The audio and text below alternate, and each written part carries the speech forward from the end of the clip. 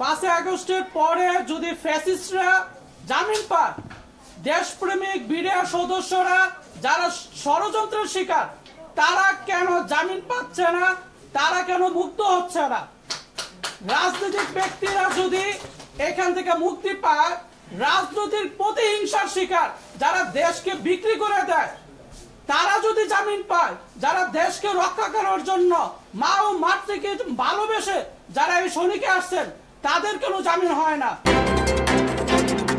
আমার একটা বিশ্বাস, আমরা সারা বাংলাদেশে যেগুলো প্রোগ্রাম করেছি, ঢাকাতে প্রোগ্রাম করেছি, অনেক প্রোগ্রাম করেছি, অনেক ইনডোর আউটডোর। এখন ঘটনা হচ্ছে যে আমরা আমরা যেখানে যাই, চার দোকানে যাই, বাসে যাই, ট্রেনে যাই, যেখানে যাই, সবাই আমাদেরকে বলে আপনারা চাকরি ফেরত পাবেন অথবা সবাই মুক্তি পাবে। কিন্তু গভর্নমেন্ট থেকে আজ পর্যন্ত বিভিন্ন টকশোতে আমাদের নিয়ে আলোচনা হয়, বিভিন্ন টকশোতে আলোচনা হয় এবং আমাদের পক্ষে আলোচনা হয়, ম্যাক্সিমাম আমাদের পক্ষে আলোচনা হয়। কিন্তু কোথায় আমরা আটকে আছি এটাই আমরা জানতে পারতেছি না, যে আমরা কোথায় আটকে আছি এই জিনিসটা আমরা জানতে পারতেছি না। এখন সরকারের কাছে আমরা পৌঁছাতে পারছি না, আমরা বিভিন্নভাবে চেষ্টা করছি এই সরকারের কাছে পৌঁছাতে পারতেছি না। আসলে আজকে এই সাংবাদিক সম্মেলনের আয়োজনের মূল উদ্দেশ্য হচ্ছে আসলে আমাদের অপরাধটা কোথায়।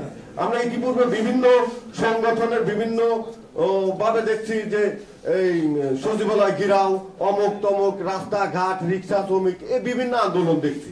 তাদের বিভিন্ন আন্দোলনের বিভিন্ন দাবি দেওয়া মানিয়েও নিচ্ছে গভর্নমেন্ট, কিন্তু আমরা সুশৃঙ্খল, আমরা যেহেতু একটা সুশৃঙ্খল বাহিনী, আমরা সুশৃঙ্খল ভাবে এবং খুবই আন্তরিকতার সাথে, যেহেতু এই গভর্নমেন্টটা আমাদের সরকার, জনগণের সরকার, জনতার সরকার, ছাত্র জনতার সরকার, আমরাও এই আন্দোলনে অংশগ্রহণ করেছিলাম।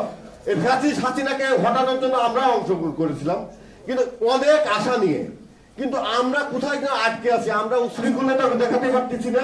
আমরা একটা সুশৃঙ্খল বাহিনীর লোক, এবং উশৃঙ্খল দেখাতে পারি না, রাস্তাঘাটে উশৃঙ্খল করতে পারি না।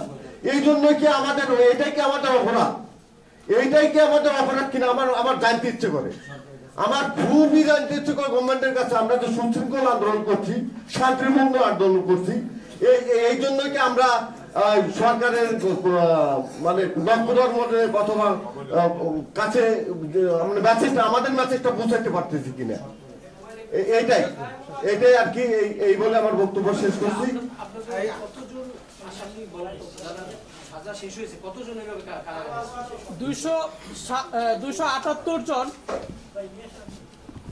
278 জন এখন পর্যন্ত খালাসপ্রাপ্ত, এখনো তারা জেলবন্দি অবস্থায় আছেন।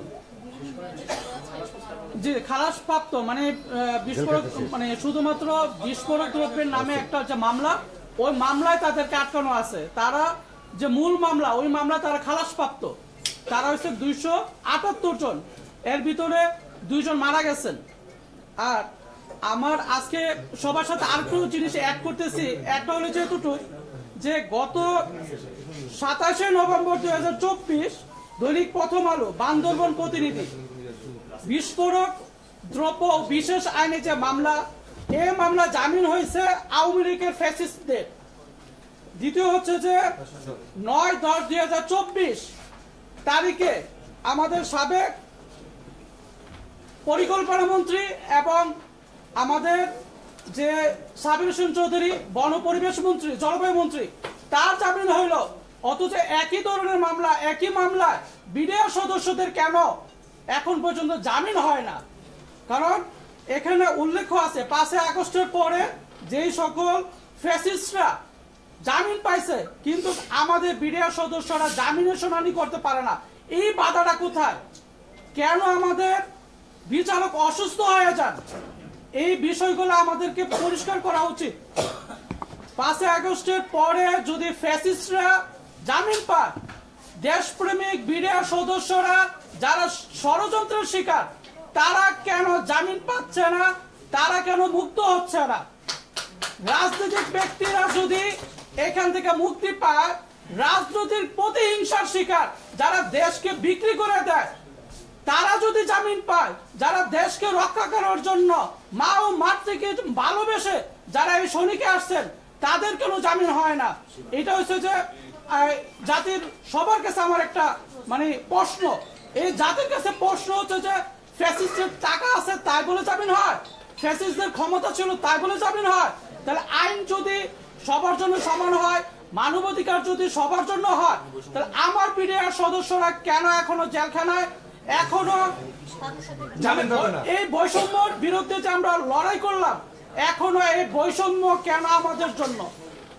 এই বৈষম্যটা আমরা ভাঙতে চাই, ন্যায্যতা এবং ন্যায় বিচারের বাংলাদেশ দেখতে চাই, এবং প্রতিটা রাজনৈতিক দলের প্রধানদের মুখে আমরা বলি শুনি যে এটা নাকি ইনসাফের বাংলাদেশ চায়। ইনসাফের বাংলাদেশ হলে যদি এই স্বৈরাচাররা যদি জামিন পায়, আমার বিডিআর সদস্যরা কেন জামিন পাবে না? আমি এই প্রত্যেকটা দল, এই বাংলাদেশের প্রত্যেকটা উপদেষ্টাকে একটা মেসেজ দিতে চাই যে যদি স্বৈরাচাররা যদি জামিন পায়, স্বৈরাচাররা যদি সব ধরনের সুযোগ সুবিধা পায়, তাহলে দেশপ্রেমিক বিডিআর সদস্যরা এখনো কেন কারাগারে আছে?